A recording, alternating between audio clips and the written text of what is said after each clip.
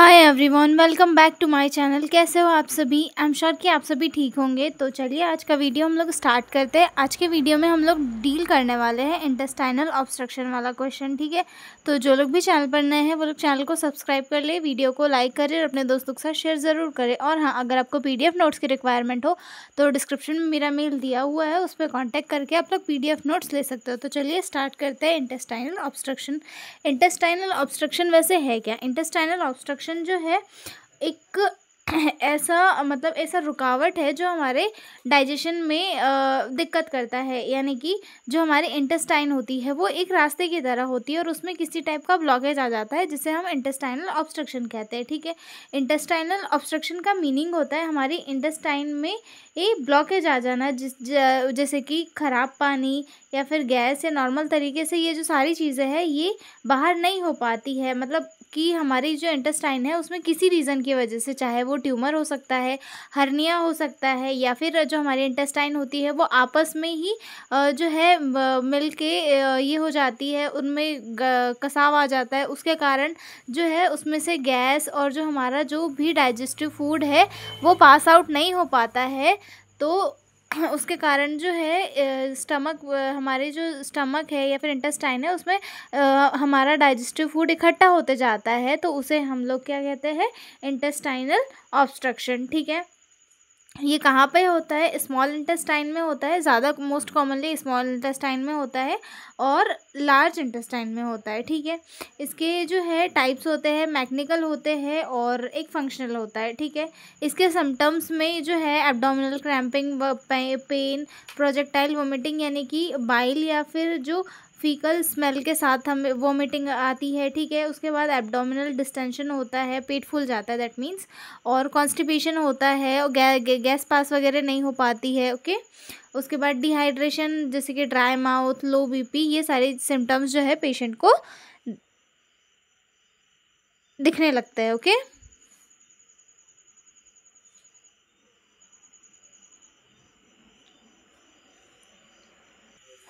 आगे देखते हैं इंट्रोडक्शन से। Intestinal obstruction is a blockage in the intestine that prevents normal movement of food, fluids and gas. यानी कि इंटेस्टाइनल ऑब्स्ट्रक्शन एक ब्लॉकेज होता है इंटेस्टाइन में, जिससे कि जो नॉर्मल मूवमेंट होता है फ्लूइड का, फूड का और गैस का, कि जो वो हमारे जो है एक्सक्रीटरी पार्ट से बाहर हो जाता है, ऑब्स्ट्रक्शन के कारण नहीं हो पाता है। ठीक है, it can occur in the small intestine और लार्ज इंटेस्टाइन। ये स्मॉल इंटेस्टाइन या फिर लार्ज इंटेस्टाइन दोनों में हो सकता है।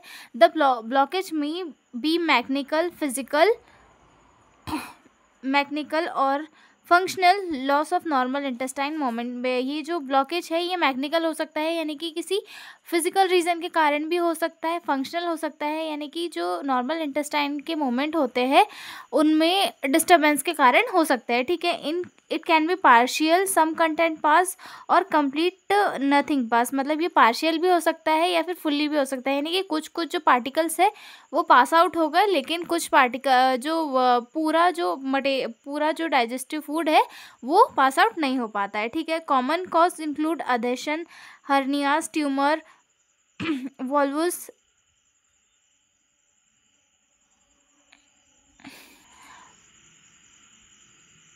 वॉल्वुलस, दैट मीन्स कि हमारी जो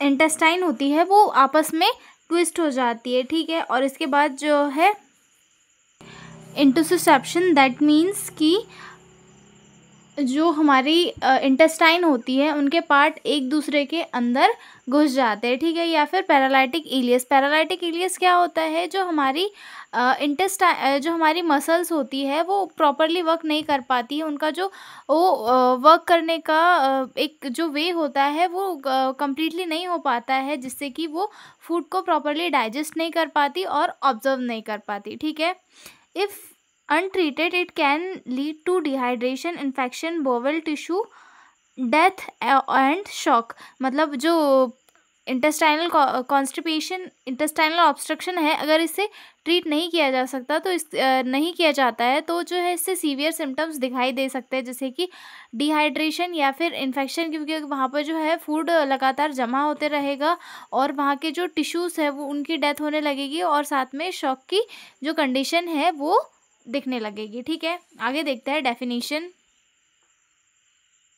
डेफिनेशन देखते हैं, intestinal obstruction is a blockage of normal passage of intestinal contents through the digestive tract due to mechanical or functional causes resulting in impaired digestion and absorption।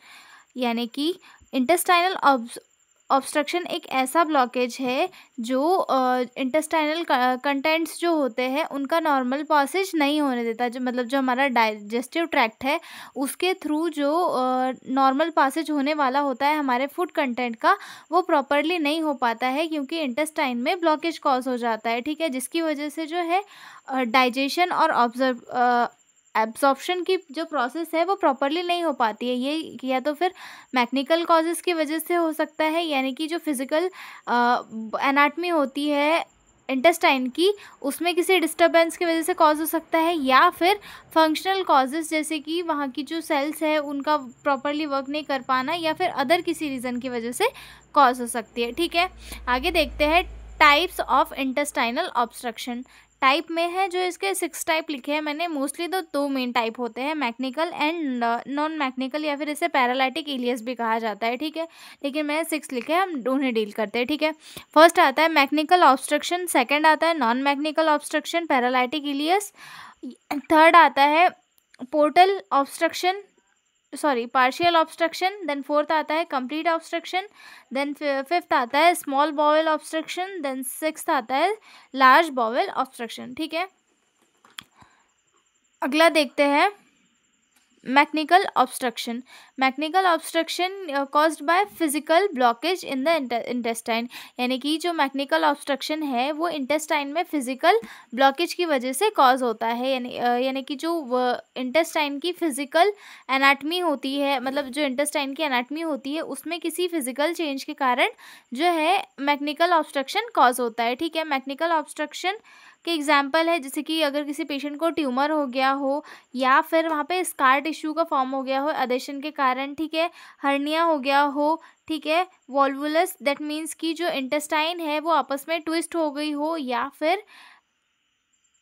फिर interception that means कि जो intestines है वो एक दूसरे में घुस जाती है। ठीक है, ये हो गया मैकेनिकल ऑब्स्ट्रक्शन। आगे देखते हैं नॉन मैकेनिकल या फिर फंक्शनल ऑब्स्ट्रक्शन में कहा जाता है इसे, या फिर पैरालाइटिक इलियस। पैरालाइटिक इलियस यानी कि जो सेल्स होती है वो प्रॉपरली फूड को डाइजेस्ट नहीं कर पाती, वो अपनी फंक्शनिंग जो है खो देती है, जिसके कारण जो है प्रॉपरली डाइजेशन वगैरह नहीं हो पाता है। ठीक है, no physical blockage but intestine moment peristalsis stops, यानी कि जो इसमें कोई फिजिकल ब्लॉकेज नहीं होता, लेकिन जो इंटेस्टाइन के मोमेंट होते हैं यानी कि फूड को डाइजेस्ट करना, एब्जॉर्व करना, ये सारी जो उसकी एक्टिविटीज़ है वो स्टॉप हो जाती है, जिसके कारण वहाँ पे ऑब्स्ट्रक्शन कॉज हो जाता है। इसके एग्जांपल है after abdominal surgery, nerve injury, certain drugs, यानी कि कुछ ड्रग्स की वजह यूज़ के वजह से, या फिर एब्डोमिनल की अगर सर्जरी वगैरह हुई हो, या फिर नर्व इंजरी वगैरह हुई हो, तो इनके कारण वहाँ की जो सेल्स है या फिर वहाँ के जो टिश्यूज़ है वो उनकी प्रॉपर फंक्शनिंग नहीं कर पाते हैं, और अपनी उनकी जो फंक्शनिंग है उसे स्टॉप कर देते हैं, जिसके कारण क्या होता है वहाँ पर डाइजेशन और एब्जॉर्प्शन नहीं हो पाता है, और जो है कॉम्प्लिकेटेड चीज़ें कॉज होती है। ठीक है, उसके बाद आते हैं पार्शियल ऑब्स्ट्रक्शन। पार्शियल ऑब्स्ट्रक्शन में क्या होता है, पार्शियल ऑब्स्ट्रक्शन दैट मीन्स कि जो है कुछ फूड जो है पास आउट हो जाता है, बट पूरा जो फूड है जिसे मतलब पूरा फूड पास आउट होना चाहिए वो नहीं हो पाता है। Some food fluid pass but not completely, मतलब जो है कुछ फूड या फिर फ्लूइड का जो पोर्शन है वो पास आउट हो जाता है, लेकिन टोटल जो फूड पास आउट होना चाहिए नॉर्मली वैसा नहीं हो पाता है। ठीक है, उसके बाद आता है कंप्लीट ऑब्स्ट्रक्शन, यानी कि total blockage, nothing can pass, मतलब इसमें जो है टोटल ब्लॉकेज हो जाता है और कुछ भी जो है पास आउट नहीं हो पाता है। ठीक है, उसके बाद आता है small bowel obstruction. Small bowel obstruction में क्या होता है कि जो हमारे स्मॉल इंटेस्टाइन है इसमें ब्लॉकेज आ जाता है, मतलब इससे जो है फूड जो है डाइजेस्ट होकर बाहर नहीं जा पाता है। ठीक है, उसके बाद आ जाता है लार्ज बॉवेल ऑब्स्ट्रक्शन, यानी कि जो लार्ज इंटेस्टाइन होती है उसमें ब्लॉकेज कॉज हो जाता है। ओके, आगे देखते हैं इटियोलॉजी ऑफ इंटेस्टाइनल ऑब्स्ट्रक्शन, यानी कि किन किन रीजंस की वजह से जो है ऑब्स्ट्रक्शन कॉज होता है इंटेस्टाइन में, ठीक है। तो इसमें फर्स्ट आता है mechanical cause. Mechanical cause that means जो एनाटमी होती है इंटेस्टाइन की, उसमें किसी चेंजेस की वजह से ऑब्स्ट्रक्शन आ जाना, ठीक है। Adhesion after surgery most common in small bowel obstruction, यानी कि जो इंटेस्टाइनल की वॉल है वो एक दूसरे में धंस जाती है। ये मोस्टली तब होता है जब सर्जरी वगैरह होती है उसके बाद में। तो उसके कारण क्या होता है, वहाँ पे फूड इकट्ठा हो जाता है, पास आउट नहीं हो पाता और वहाँ पे ऑब्स्ट्रक्शन कॉज हो जाता है, ठीक है। हर्निया में क्या होता है कि मतलब जो अंदर का पार्ट है वो थोड़ा बाहर की ओर आने लगता है, जिसके कारण क्या होता है, वहाँ की जो वॉल है वो वीक हो जाती है और चीज़ें जो है कॉम्प्लिकेटेड हो जाती है, फूड प्रॉपर्ली डाइजेस्ट होके पास आउट नहीं हो पाता है, ठीक है। आगे है ट्यूमर, कॉलन कैंसर, मतलब अगर वहाँ पे कैंसर कॉज हो जाएगा तो सेल्स ग्रोथ होते जाएगी, जिसके कारण जो है फूड प्रॉपरली अब्जॉर्ब नहीं हो पाएगा और वहाँ पे एकदम थोड़ा रुकावट सा आ जाएगा, क्योंकि सेल्स जो है अनकंट्रोलेबल ग्रोथ करते जाएगी। तो ट्यूमर्स के कारण भी हो सकता है। वॉल्वुलस दैट मीन्स कि जो इंटेस्टाइन है वो आपस में ही जो है ट्विस्ट हो जाती है, मतलब उलझ जाती है उसके कारण, ठीक है। इंटरसेप्शन दैट मीन्स कि मतलब एक दूसरे में धंस जाना, जो इंटेस्टाइन के पार्ट्स होते हैं वो एक दूसरे में धंस जाते हैं, जिसके कारण वहाँ पे क्या होता है, प्रॉपरली फूड एक जगह से दूसरी जगह पे नहीं जा पाता, ओके।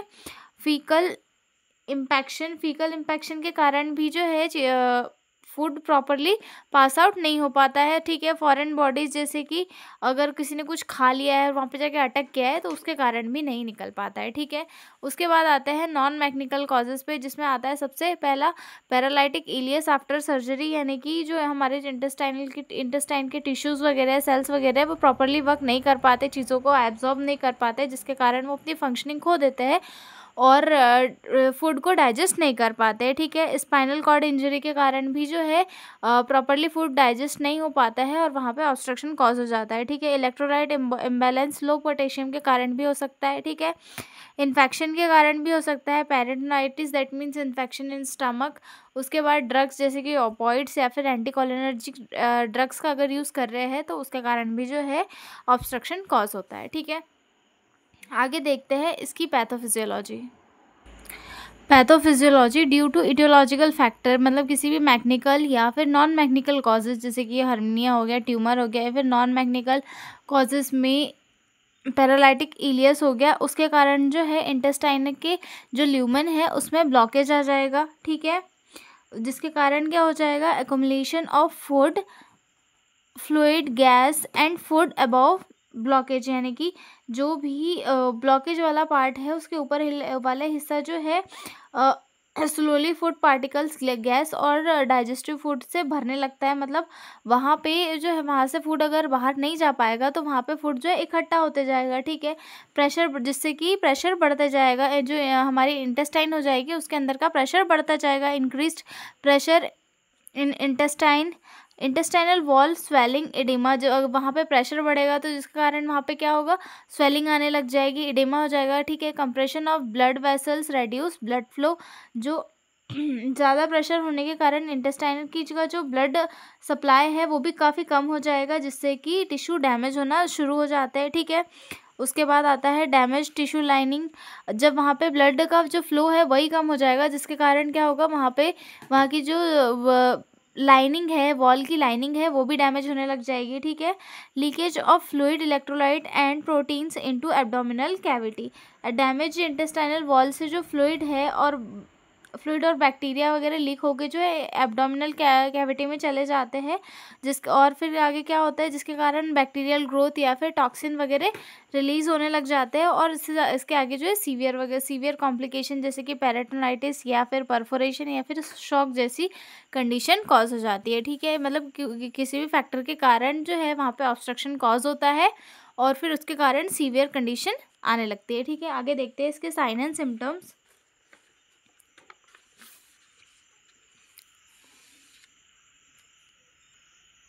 साइन एंड सिम्टम्स में एब्डोमिनल सिम्टम्स आएगा। एब्डोमिनल सिम्टम में मतलब जो हमारा स्टमक है वो इंटेस्टाइनल ऑब्स्ट्रक्शन के सामने मतलब क्या क्या सिम्टम्स शो करेगा, तो उसमें सबसे पहले एब्डोमिनल पेन होगा, मतलब अगर खाना ही डाइजेस्ट नहीं होगा तो साधारण सी बात है कि स्टमक में पेन होना शुरू हो जाएगा, क्रैम्प शुरू हो जाएंगे, मतलब वेव के जैसे क्रैम्प आने लग जाएंगे, ठीक है। एब्डोमिनल डिस्टेंशन यानी कि स्वेलिंग, ब्लॉटिंग होने लग जाएगी बेली में, tenderness, pain in on touching abdomen, जैसे कि हम हमारे पेट को जो है टच करेंगे तो भी जो है हम पेन फील होने लगेगा, ठीक है।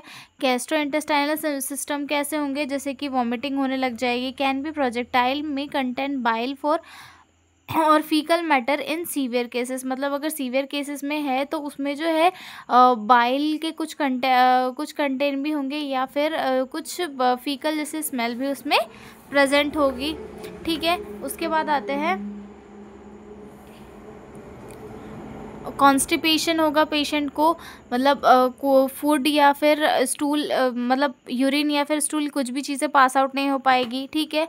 उसके बाद ऑब्स्टिपेशन दैट मीन्स कि जो है complete absence of both stool and gas, मतलब गैस और स्टूल जो है एक कंडीशन के बाद में दोनों पास होना बंद हो जाएंगे, ठीक है। डायरिया हो जाएगा समटाइम इन पार्शियल ऑब्स्ट्रक्शन, मतलब अगर पार्शियल ऑब्स्ट्रक्शन अगर हो रहा है कि कुछ पार्टिकल पास हो रहे हैं कुछ नहीं हो रहे हैं तो वहाँ पे डायरिया कॉज हो जाएगा, पतले दस्त आने लग जाएंगे पेशेंट को, ठीक है। लॉस ऑफ अपटाइट, भूख बिल्कुल भी नहीं लगेगी, ठीक है।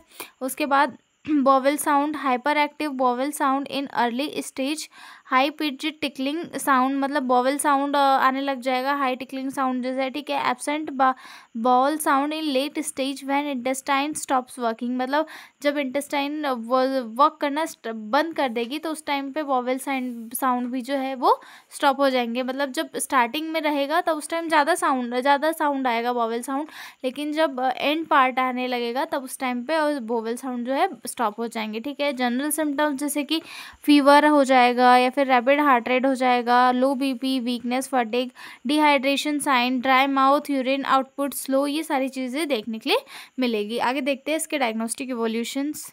डायग्नोस्टिक इवोल्यूशन में हिस्ट्री कलेक्शन आ जाएगा, फिजिकल एग्जामिनेशन आ जाएगा, CBC, electrolyte levels, blood urea creatinine, X ray of abdomen, ultrasound, endoscopy, monitoring and observation patient का, क्योंकि कभी भी जो है कॉम्प्लिकेशन वाली कंडीशन आ सकती है, ठीक है।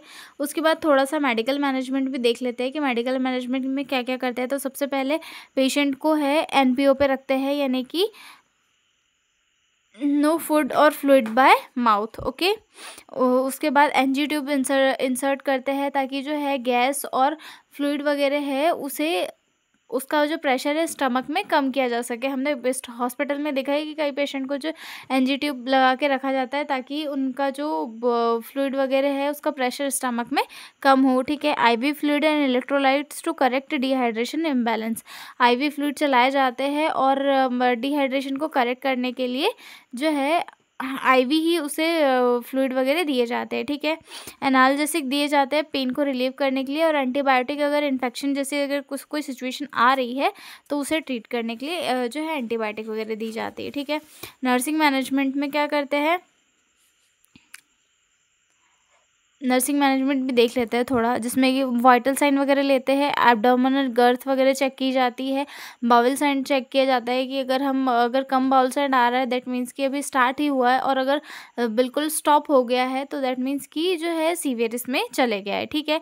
उसके बाद maintain NPO status and care of NG tube, मतलब पेशेंट को जो है एनपीओ पे रखना है और एनजी ट्यूब की प्रॉपरली केयर करनी है, ठीक है। Record intake and output fluid balance, मतलब उसका जो इनटेक और आउटपुट है उसे प्रॉपरली चेक करते रहना है, ठीक है। Provide IV fluids as prescribe, मतलब ऐसे जो डॉक्टर के द्वारा जो आईवी फ्लूइड प्रेस्क्राइब किया गया है उसे अकॉर्डिंग पेशेंट को देना है, ठीक है। Observe for sign of complication peritonitis shock, मतलब जो कॉम्प्लिकेशन कॉज होने की चांसेस है तो उनको ऑब्जर्व करते रहना है, ठीक है। उसके बाद आता है give oral care for NPO patient, मतलब ओरल केयर देनी है, पेशेंट एनपीओ पे है तो इसलिए उसे ओरल केयर देनी है। Educate patient and family about condition, treatment and prevention and provide psychological support also, तो जो पेशेंट के फैमिली मेम्बर्स है और पेशेंट है उसे पेशेंट के कंडीशन और ट्रीटमेंट के बारे में अच्छे से एक्सप्लेन करना है, उसके प्रिवेंशन के बारे में बताना है और उन्हें ये समझाना है कि आप लोग चिंता मत कीजिए, आप आपका पेशेंट जो है ठीक हो जाएगा, ठीक है। उसके बाद हम जो है कुछ नर्सिंग डायग्नोसिस वगैरह बना सकते हैं इसके लिए, और हाँ आपको एग्जाम में केयर प्लान ज़रूर बनाना है, ठीक है। नर्सिंग डायग्नोसिस में acute pain related to abdominal distension and bowel spasm, then second आती है risk for fluid electrolyte imbalance related to vomiting and nasogastric suction, then third आती है risk for infection related to possible bowel perforation और surgery, then fourth आती है imbalance nutrition less than body requirement related to NPO status, ठीक है। तो ये 4 nursing diagnosis है, आप इसके अकॉर्डिंग जो है अपनी नर्सिंग डायग्नोसिस बना के अच्छे से ये कर सकते हो। तो मिलते हैं हम लोग अगले वीडियो में एक नए क्वेश्चन के साथ, तब तक के लिए बाय बाय।